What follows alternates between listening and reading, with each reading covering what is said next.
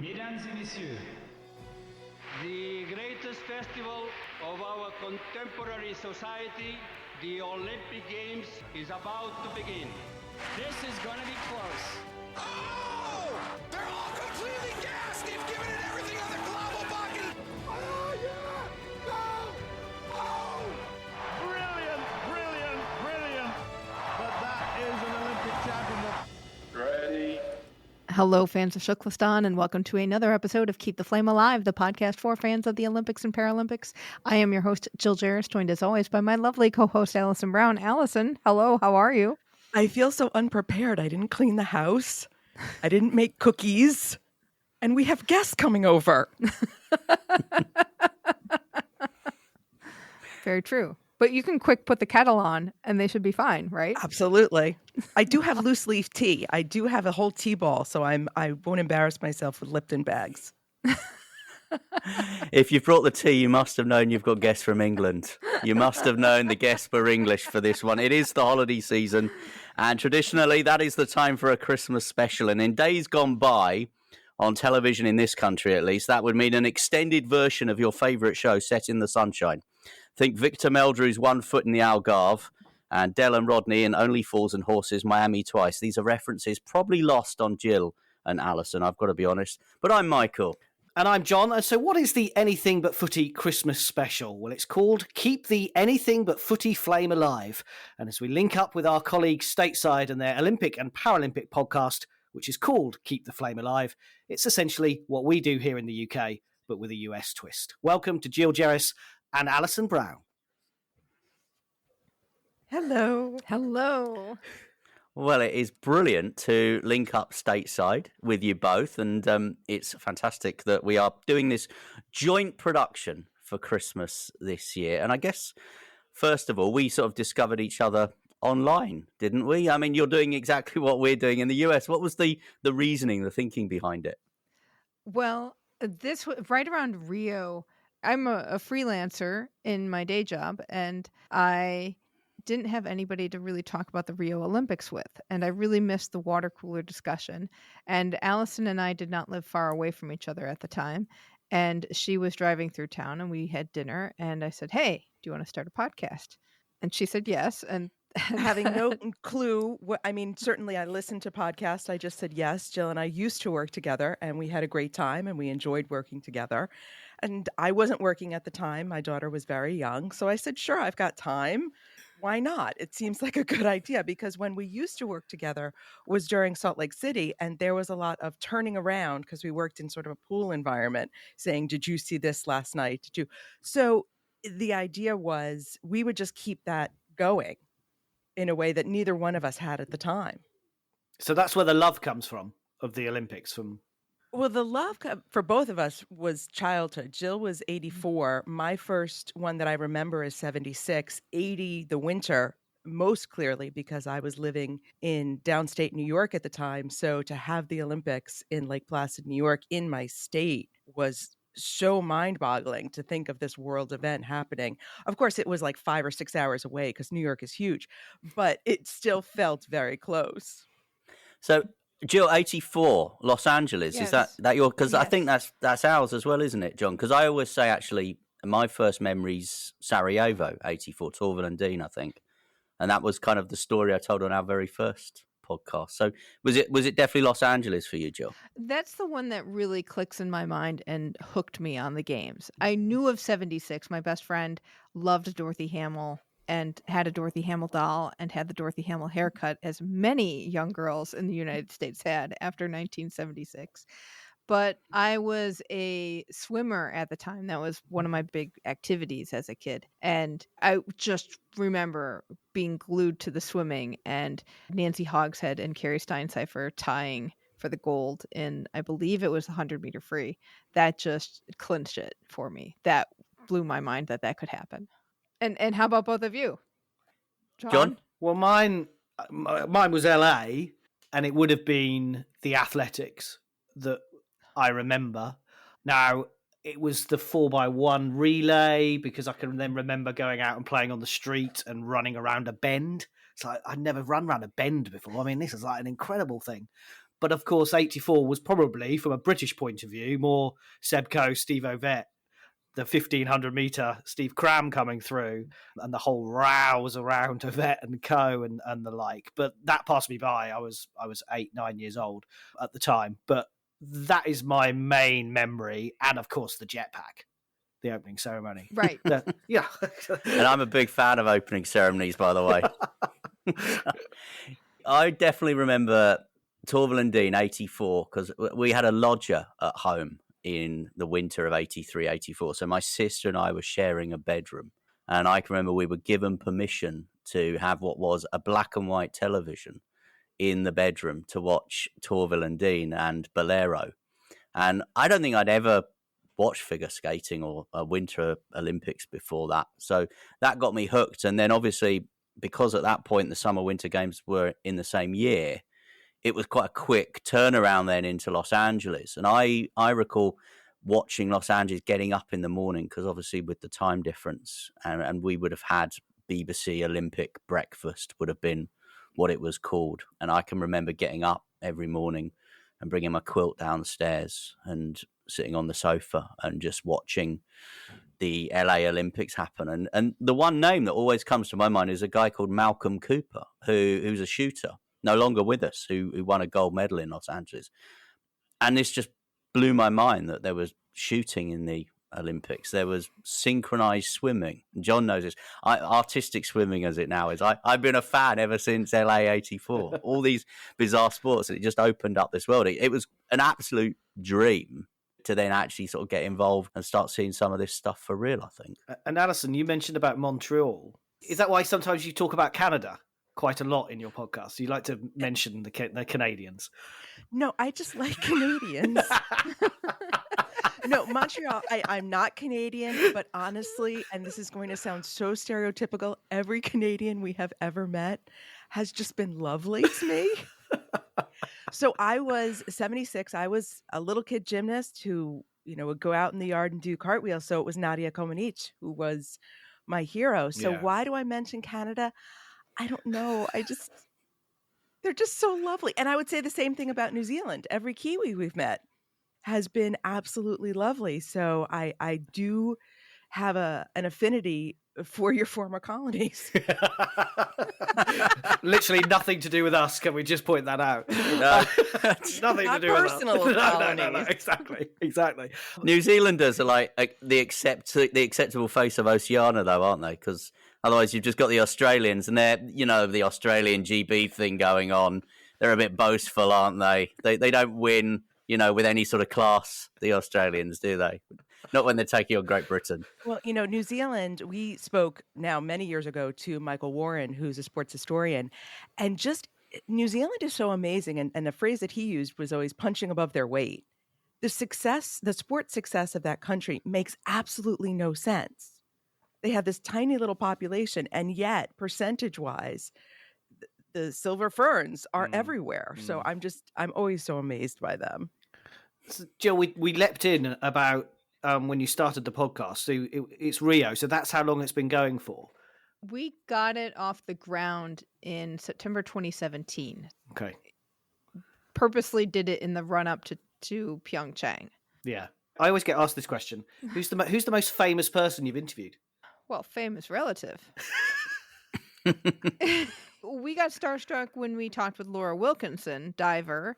We've gotten starstruck when we've talked with Kim Rohde, who has been in, 6 Olympics now? 5, 6?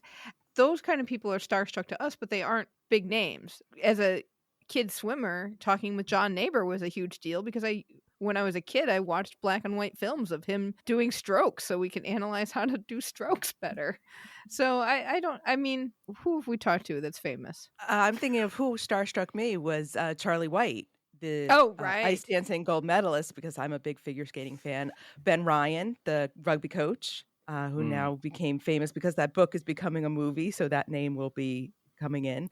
The joke with me is I either adopt the athletes or I have a crush on the athlete.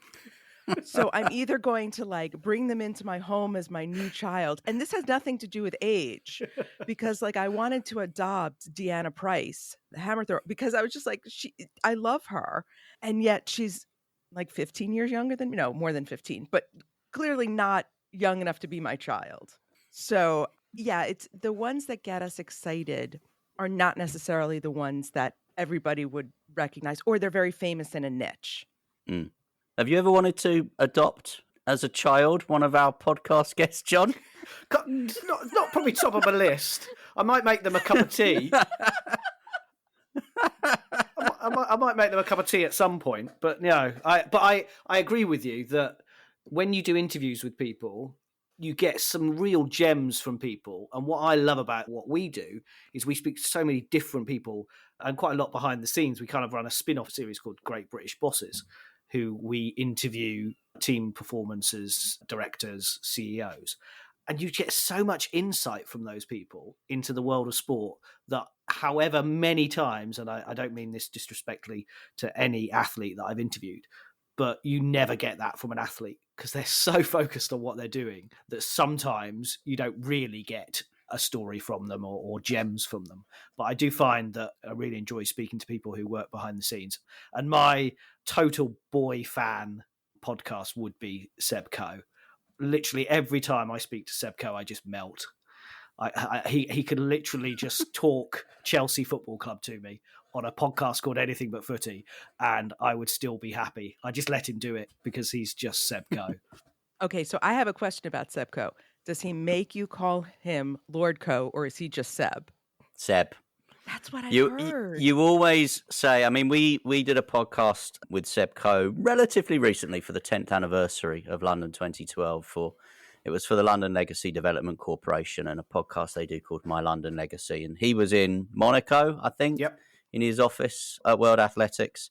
And he popped up on the screen, the Zoom screen, and we were like, oh, Lord Coe, it's lovely to see you.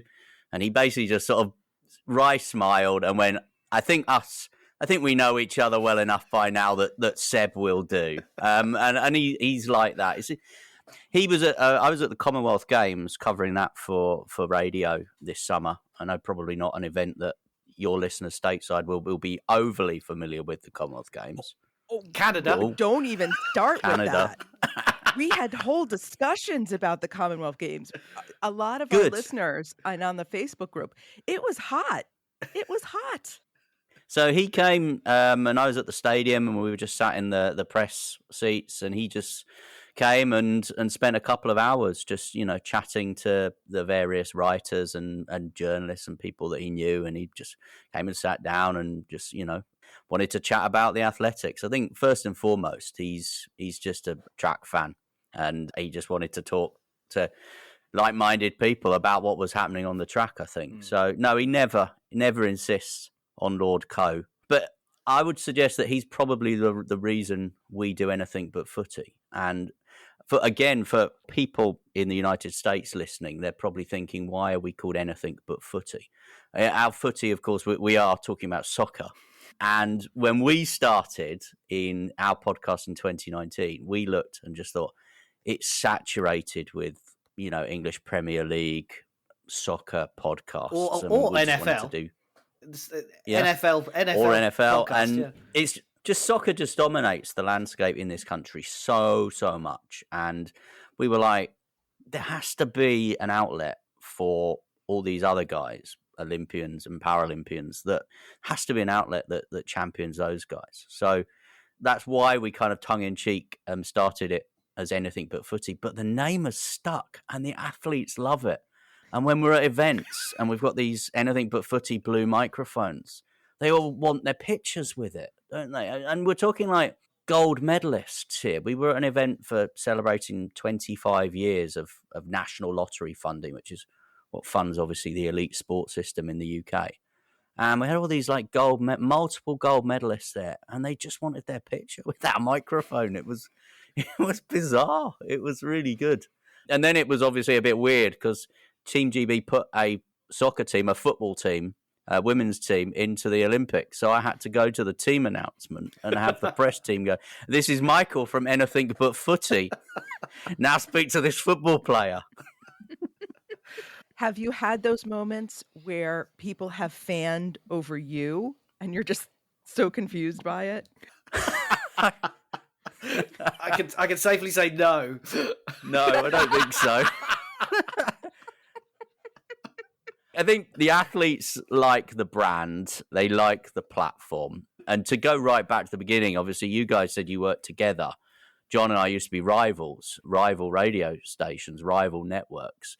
But we have been doing this quite a long time, sort of in the run up to 2012. So, you know, to go all TV reality show, these athletes, a lot of them have been on that journey with us a little bit, I think. And I think we do get that sense now with some of the big names that they do know us. They have seen us at lots of things. Someone like Tom Daley, for example, has seen me at the British Diving Championships, you know, where two men and his dog go. And that then helps when you're on that Olympic stage, when you're winning a gold medal. It does make you proud when people, famous people are listening.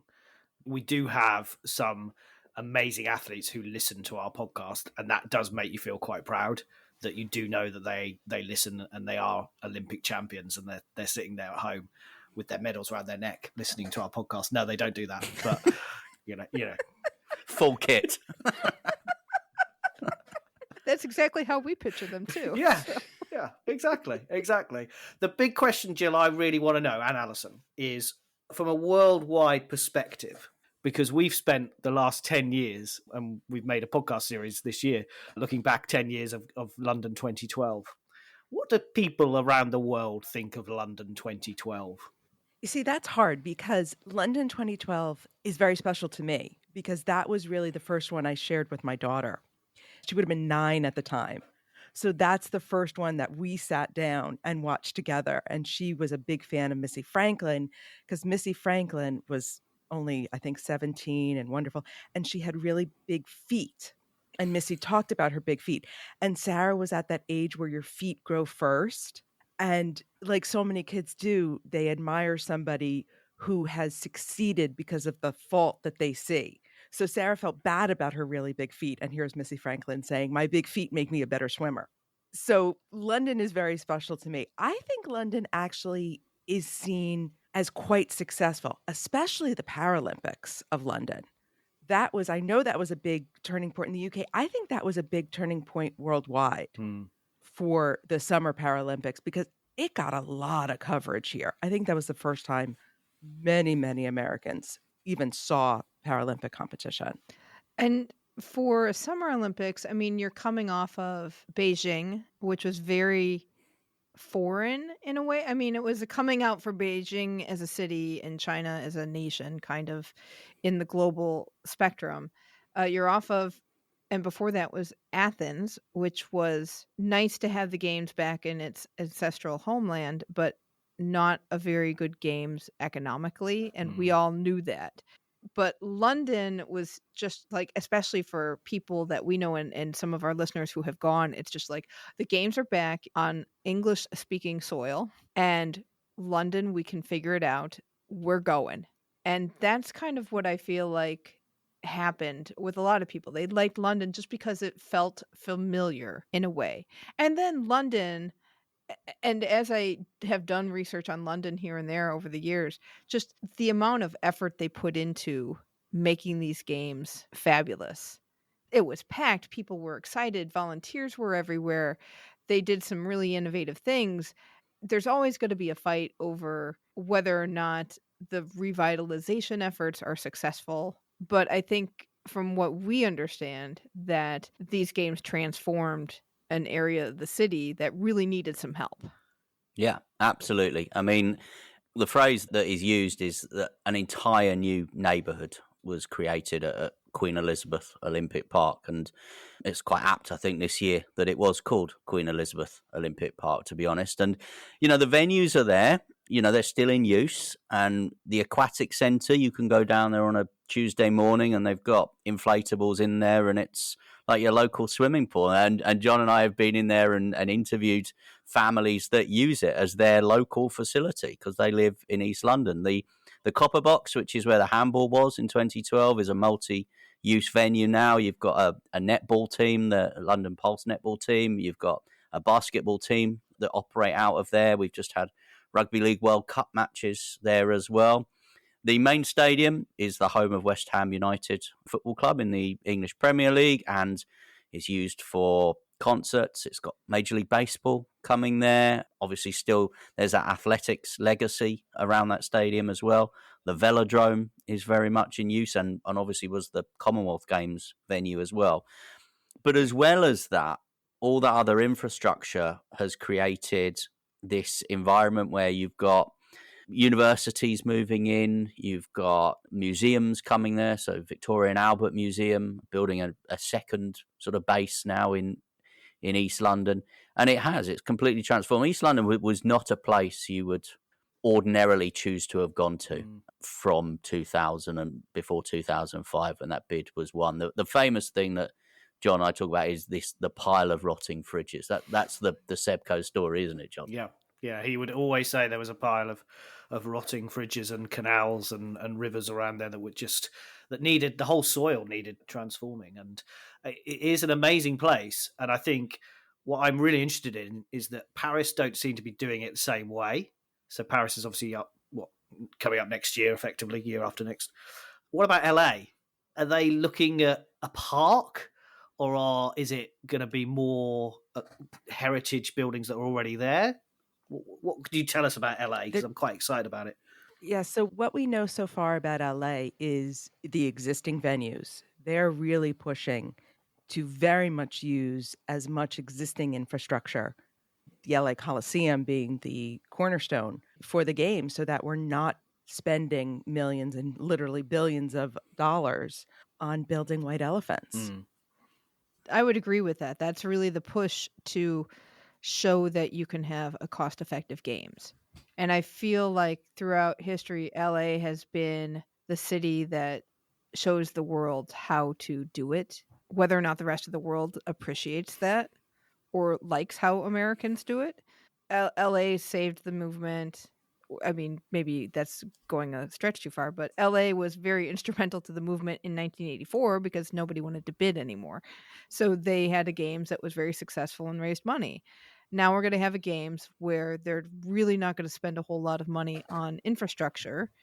And I think, again, it's going to be profitable in a way. And they're already working on legacy efforts in terms of investing money into youth sports in the area now.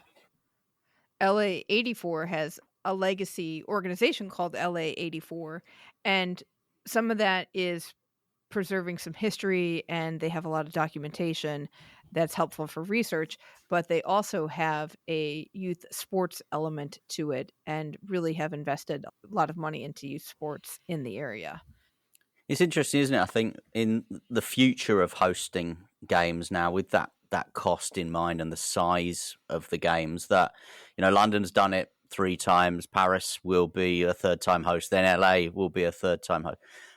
We're going to get a more limited pool of cities that can step up, certainly with the summer games. I mean, I don't know about you, but we've got huge question marks over what the future is for the winter games and how they're hosted. But obviously people are talking about going back to Salt Lake City, because to build a winter sports park to host the Olympics now just seems to be, you know, you might as well just go and burn a load of dollar bills and pound notes, millions of them, billions of them in the street. I know when we were in Beijing and we went up to the mountains and just saw these resorts plopped down in the middle of nowhere, and it would be miles and miles and miles from anything. It was very disconcerting. And the fake snow and everything just felt so dropped from outer space and so not integrated in the surrounding areas. And of course, Lake Placid was much, much smaller, but we visited Lake Placid almost at the start of the podcast, 5 years ago, and how that entire town was the Winter Games and how it's all still used. And then you've got climate change built into that. So yeah, the Winter Games is always not quite the ugly stepsister, but it definitely is the smaller of the two events, and fewer countries could host and are interested. And what does that mean going forward?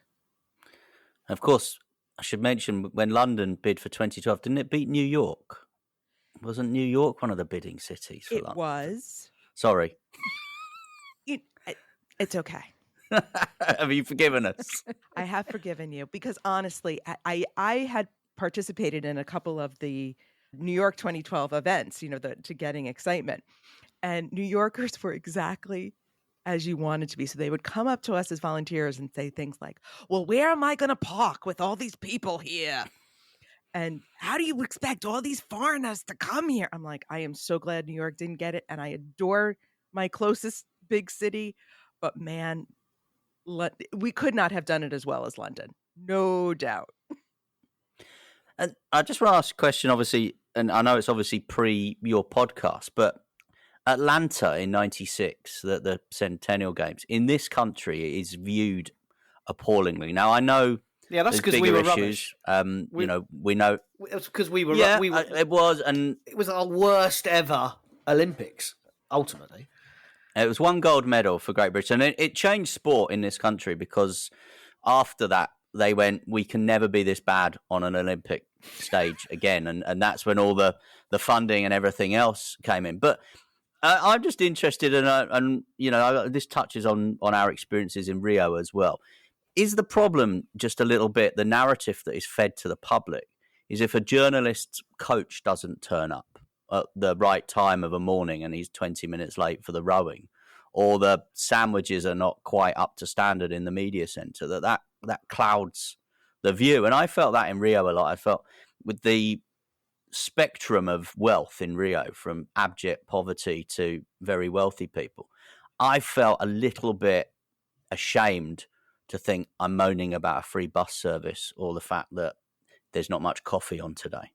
And I think in this country, I think that's one of the reasons why people view Atlanta so poorly, because some of those logistical things didn't work. I mean, do you look back on it in the US with pride? Yes. In a short answer, I would say yes. And I would say Atlanta is complicated because there were a lot of elements of those games that were spectacular, especially for the US. I mean, Michael Johnson. Yeah. Unbelievable performance. I loved watching those games. Yeah, we have the Magnificent Seven for gymnastics. That's a huge story. Although on U.S. television, you also had the embarrassment of the commentators were awful for gymnastics then, and that's a good juxtaposition of how it was. But you also had a games that was very commercialized, and yes, they had problems with transportation and getting people places, and that gets to be an issue. I do think media tends to blow some things out of proportion sometimes because they get a story and they have to run with it, and they have a deadline and they need to get eyeballs or headlines or clicks or whatever you need now to get people to pay attention to them so that their livelihood can keep going. I do think those games were good for the city. It was such a small city at the time. But we've done on our show, we have a little history segment, and every year we devote it to a different Olympics. And last year in 2021, it was Atlanta because that was the 25th anniversary. And there was a lot of change that was good for the city. When you're talking about things, having the Olympics is an event that has a deadline, so cities get stuff done. And, you were talking about revitalizing the East End. There was a lot of revitalization in Atlanta that happened in terms of like sidewalks being built and trees being planted. And I was in Atlanta in November 2022 just for a day. And I went to the Atlanta History Center, and my Lyft driver and I were talking a little bit. And he said, yeah, when it was 25 years ago, all these trees that you see now had just been built. So now the city is a lot leafier and a lot greener because of the Olympics. At the same time, they also tore down some projects, and that's where I was staying, in this area that had been torn, where public housing had been torn down. How the displacement of those people and how that changed their lives, in whether it was a positive change or a negative change, I'm not really sure. But that part of the city is also safe to walk around in and things like that. And there's life there and activity there in a different way than probably was in pre-1996. And of course, we can't forget the bombing. That changed how people view events like the Olympics. And the events of Munich 72 had become forgotten and so far in the distance and not part of so many people's lifetimes. And then the 96 bombing happened and it brought it all back and said, this is a dangerous world. And of course, then things happened subsequently that really brought that home. But to have that happen in such a joyous moment did definitely change how people viewed security in public sporting arenas. Yeah. No, And then there's absolutely. Izzy. There are so many people who adore Izzy and so many people who hate Izzy. And I think Mandeville and Wenlock from 2012 probably had that same effect. There were kids who just thought those creepy little one-eyed guy was fantastic. But I will say this about Izzy, and I know Wenlock and Mandeville will have the same effect. There are kids who are now adults who are listeners of our show who say Izzy is the reason they got into the Olympics. And I think when we get like 10 years on, you'll hit those kids who will say Wenlock and Mandeville were the reason they watched and got into it. Yeah, we were pretty dismissive of the Friesians the other week, unfortunately. I thought they looked like the Smurfs to me, but anyway. I'm sure I'll love them in Paris in a couple of years' time. Just a thought on the whole after sell of the Olympics. Is this something that actually the Olympics could look at? Because we all know you guys have been to Beijing and we've been to Rio, and as soon as the Olympics is done, they're out of there. They're not looking back. They're on to their next host city. Actually, shouldn't more stories be told? And it is part of journalists as well to go back and as you guys did and look back, 25 years on or whatever. But actually, I've never known that, Jill, what you told me about Atlanta. And that has never come across in this. And actually, as Michael said, Team GB had the worst ever Olympics in Atlanta. And you could go back and tell that story from a British point of view and how actually beneficial it was for Atlanta to stage those games. And I wonder whether actually the Olympics needs to do, they all talk about sustainability and green games and all that. But actually, there does need to be some kind of legacy for every Olympics to ensure that it does change the narrative before the because we all know the reason why people don't want to host it is because it costs too much money and you get lumbered with white elephants. Well, actually, is that really the case? And are there benefits and trying to sell more of those stories? That legacy report that came out this year from the IOC about all the venues, we did an episode I remember going that. through all of those. Yeah. And that was really important, I think, because it's exactly what you're talking about, John, that idea of let's look back and see what influence just these buildings had. Now let's do a legacy report on what we were talking about earlier. What's the effect on youth sports? What's the effect on infrastructure in the city?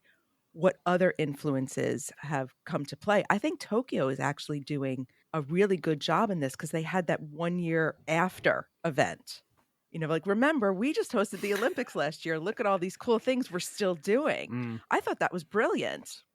Right. But I do agree that the IOC moves on. The organizing committees shut down. And they're really the ones that drive some of this. And sometimes I think for some cities, the legacy elements of their bid is a lot of lip service. And they don't really think about it, and because it takes time and effort and money to build a solid plan and to make sure that plan gets implemented afterwards. And Montreal is a surprising city of how they've made stuff work, because we all know Montreal had a horrific debt from running those games. And I went up there in 2016 when it was an anniversary year, and they had a whole bunch of museum exhibits around those games. And I was officiating roller derby in one of the former venues. And that was cool because it was still getting used as a community center. But then we had them on the show, I think in 2019. I was up in Montreal again. And they are working so hard to make that stadium something that is used. And there's a lot of events that go on there.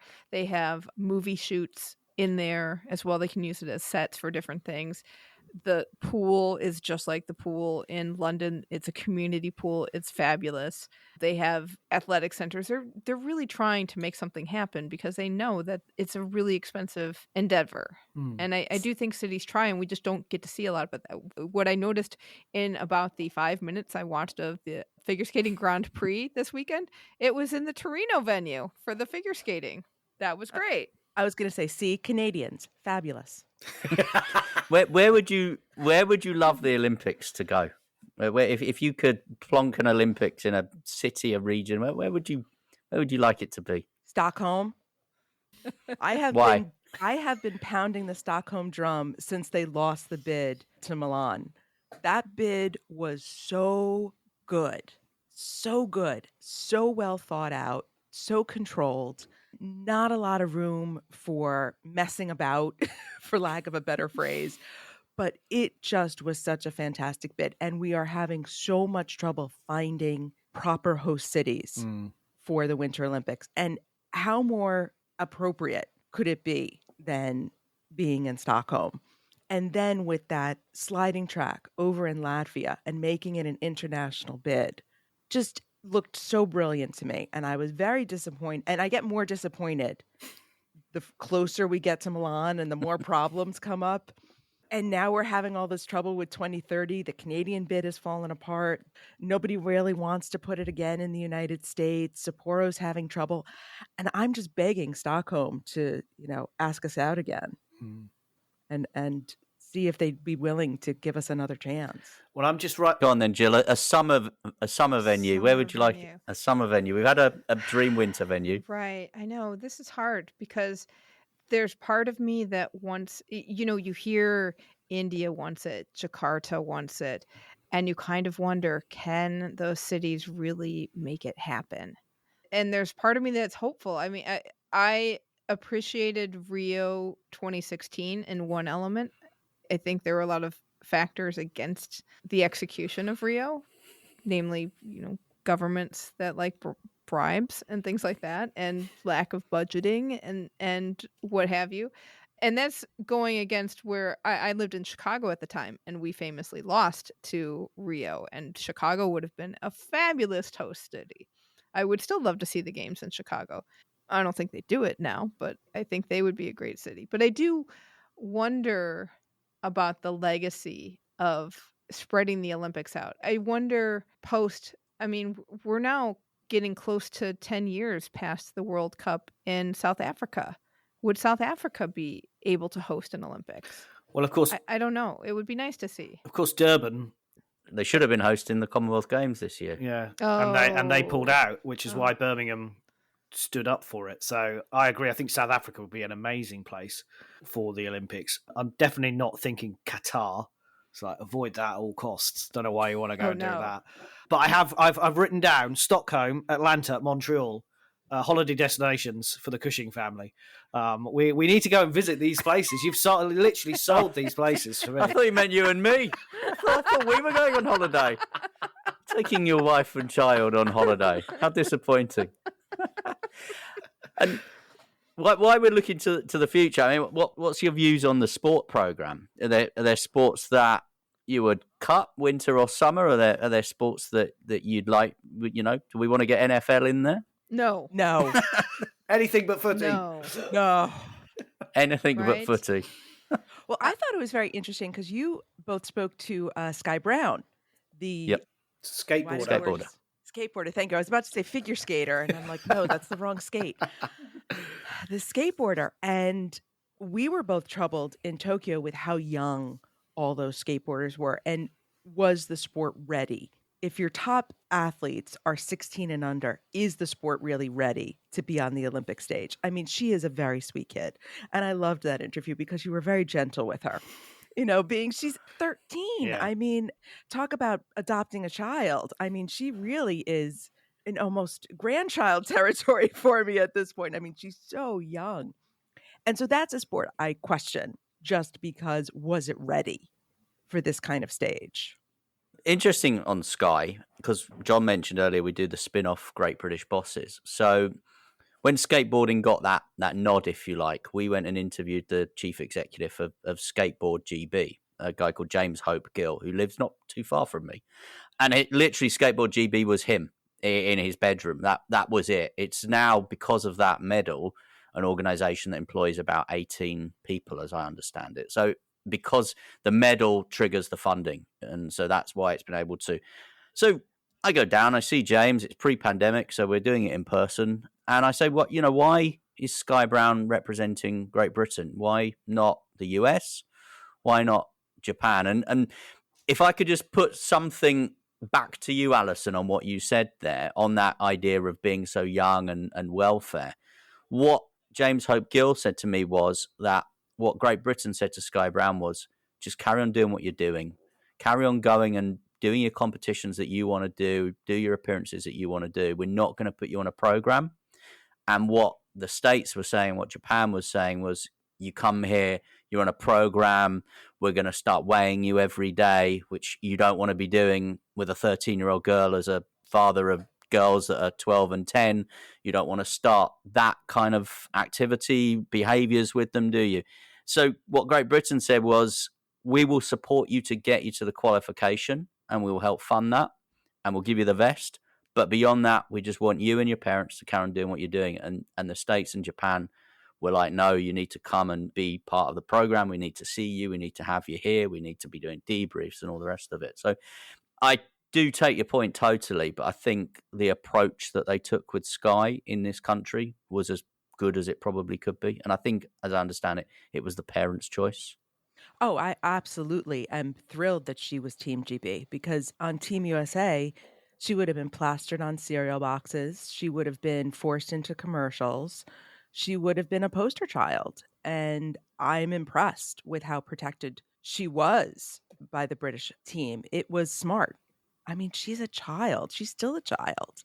And the fact that we don't hear from her much except at competition time would not have happened in the United States, because we saw it with Chloe Kim. We interviewed Chloe Kim, way back before Pyeongchang, and she was being trotted out at 16 years old for every media event. And she struggled from it. I mean, we've seen a lot of these kids struggle when they get trotted out, and Team USA does not do a great job of protecting them. Because I think actually one of the standout moments of Tokyo, one of the most important Olympic moments, was probably what Simone Biles did. And I know that there's always this debate that we will get fed very British viewpoint, very British coverage. As I understand it, you will as well get, we very much focused your TV coverage on what American athletes are doing. It takes a Simone Biles or a Usain Bolt, I think, in this country to sort of get beyond what the Brits are doing. And I think the Simone Biles story in Tokyo was probably one of the most important Olympic stories. How was that covered in the UK? I think it was a learning experience for a lot of journalists and broadcasters, I think. And I know certainly I was working for a radio station and there were conflicting viewpoints in the radio station. Some people were of the opinion you shouldn't, put yourself up for the team and then let your team down. That wasn't my opinion, but that was certainly an opinion that was written about and broadcast. But I think certainly in this country, the discussions around mental health and the pressures of being an elite athlete, those discussions have ramped up significantly. And for someone like Simone Biles on that platform in that moment to say and do what she did, I think was a game changer. Well, and I think in the US, I'd be interested to hear how it is in the UK.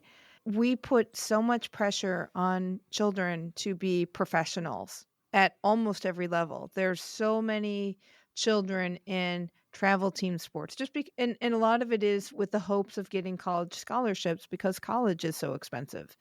And that doesn't happen. Most kids are not going to be pros. And the amount of money and time that parents will invest into maybe one child of several, this one child of theirs has talent and everybody else kind of gets dragged along with it. And I do feel like kids get put under a whole lot of pressure that's not necessary, except for the reward of winning something and the internal satisfaction that brings doesn't quite equate the amount of sacrifice it takes to get there. And the payout at the end, where you really feel like we have to get a payoff to make it worth all the money that we've put into this sport, is not quite there either. I think it was one of the things that I really struggled with the whole Valieva case in Beijing was her age, and a bit like what Alison was saying, and Sky Brown. You can sit there and go, well, why is it wrong? Because I had to do lots of interviews. I think Michael and I probably spoke about figure skating more in that week than we've ever spoken in our entire lives since Torval and Dean in 1984. But I was doing interviews with radio stations, with just presenters who were just interested in the story. It crossed over. It was one of those stories. And it was like, well, why are the Russians pushing for her to compete? Obviously, aside from the whole doping allegations. But the fact is, we can't sit there and go, yes, it's outrageous that she's being pushed and pushed and pushed. And then we're saying, well, it's okay for our 12-year-olds to go and do Olympic sports as well. And I believe that there is a time coming up, and it's probably coming up pretty soon, where I think there has to be an age limit across all sports for the Olympics. And because the world has changed. It's not Nadia Comaneci time anymore. The world has moved on. These kids have a voice, and rightly so, and they don't necessarily want to do what they're being asked to do. A lot of them do, but some of them don't. And I think you can see that from what's going on with Canadian sport at the moment, certainly in gymnastics and the like. So, look, I think there's massive question marks about ages in the Olympics, and there should be, I think, some kind of age limit moving forward. That's my personal opinion. So then what do you think of the Youth Olympics? That they should be bigger. I think they should have more coverage. I think we should have the opportunity, because you're then competing against your same age. You're all there together. It's the equivalent of going on a Cub Scout or a weekend, effectively. And I'm not being flippant. It can be that way. It can be. This is about taking part. This is about bringing the world together. Cool. We've heard Thomas Bach talk about how the Olympics wants to bring unity together for the last 3 or 4 weeks as he's pushing his Russian athlete agenda through, very much so. But if you get the Youth Olympics and it's a jamboree and it's a party in effect, but it is from 14 to 18-year-olds, and then that allows the Olympics to be a different thing. Now, you can also, and I can imagine some of the newspaper headlines in our country, a few papers leap to mind. If you're good enough, you're old enough. And if you're 16 and you're setting the world alight, you should go and represent your country. Not necessarily the right thing to do, I don't think, in the way that the modern world is. Yeah, we've had Sky, obviously, I think they did it the right way. They go back to 2008, Tom Daley, 14-15. He has just grown up and matured and just become a phenomenal young man. And I mean more than just diving here. I mean, just in everything that he does, and the platform that he has, the role he had in the opening ceremony of the Commonwealth Games in Birmingham this year as well. And he went to the Games very young, but it doesn't seem to have had that destructive effect on him. So I agree with John. I think an age limit's coming, but I think more needs to be done on the systems that are producing these athletes, because it can be done right. And you talk about the togetherness. I think, what was really interesting when skateboarding was how together all those skateboarders were at the end. Whether they'd won medals, lost medals, fallen over, done really well, achieved an outstanding personal best, there was that brilliant togetherness at the end. And I thought that the new sports in Tokyo really energized the program. Well, we talk about legacies in Olympic cities and host cities. I wonder if we should look at not necessarily legacies, but how the games have treated athletes 10, 20 years down the road. And especially for young athletes, was their involvement in sport good for them? How was it detrimental in some ways? Or how did it affect their body? Because I know, at least for us in the U.S., we famously think of Tara Lipinski, who won the gold at Nagano for figure skating at age 15. And by age 19, 20, she already was having hip replacements. And you don't have that. I think it's a really important, again, having that profile. You only hear of the people generally who go on and be successful. So the youngsters who go on and achieve things. But we also know that there will be so many that will have, not even got to that level and had their lives potentially ruined because of it as well. I think it's a really interesting way of looking at legacy and looking at the benefits. And it's one of the things in this country that UK Sport, who control the money that gets passed around from the government and the lottery to the federations that run sport, it's one of the things they're really looking at is helping also successful athletes retire. Because what do you do at the age... Transition. Yeah, what do you do at the age of 34 where all you've done is rode for your entire life and or run or leapt into a sand pit, whatever, and how do you then have the rest of your life? Because there were more and more people taking part in sport and the Olympics, but you want them to feel like, because we laugh, they say, we do interviews with them, say, you're retiring, and they're like, well, I'm not dying.